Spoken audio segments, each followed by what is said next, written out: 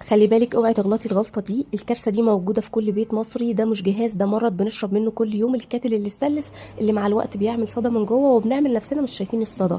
كان لازم اغيره بكاتل صحي وعملي، لان طبعا ما فيش اهم من صحتنا. هو مش بيعمل مشروبات بس زي اي كاتل، لا هو فيه 20 برنامج، بيغلي اللبن، بيسلق البيض، انسي بقى البيض اللي بيفرقع وبيسود من جوه، بعمل فيه كمان الاندومي، بيسلق كل المكرونات، بيسلق جميع انواع الخضار، بعمل فيه شاي فواكه، شاي بالاعشاب.